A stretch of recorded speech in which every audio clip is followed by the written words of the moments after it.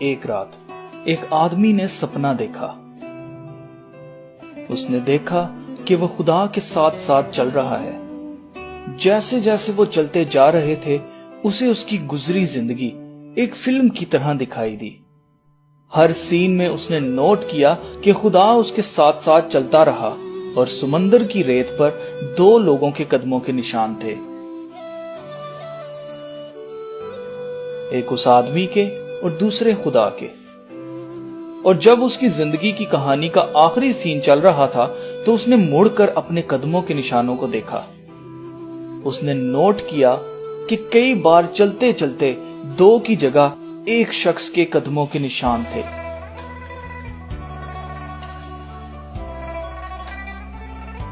اور اس نے یہ بھی نوٹ کیا کہ وہ پل بہت ہی کم تھے جب ایسا ہوا۔ وہ پل اس آدمی کی زندگی کے بہت ہی دردناک پل تھے۔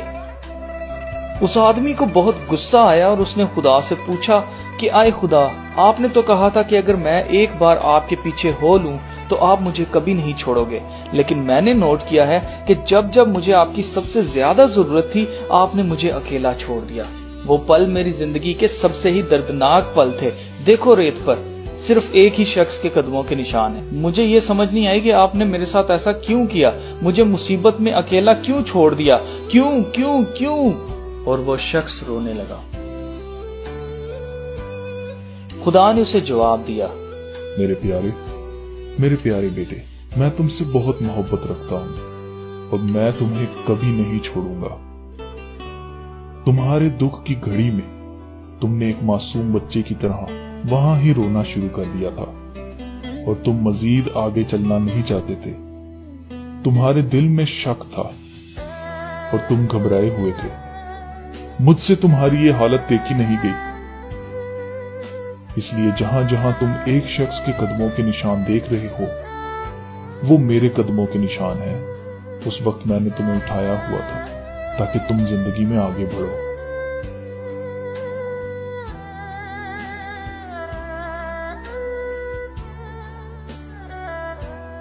کئی بار ہماری زندگی میں ایسے دن بھی آتے ہیں جب ہمیں لگتا ہے کہ خدا نے ہمیں چھوڑ دیا ہے یا وہ ہماری دعائیں ہی نہیں سن رہا۔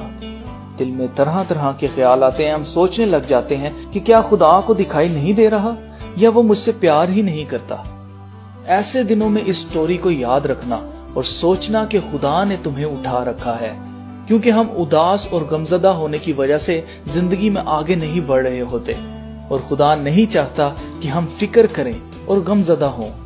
اسی لیے لکھا ہے، ہوا کے پرندوں کو دیکھو، وہ نہ بوتے ہیں اور نہ کاٹتے ہیں، پھر بھی خدا انہیں کھانے کو دیتا ہے۔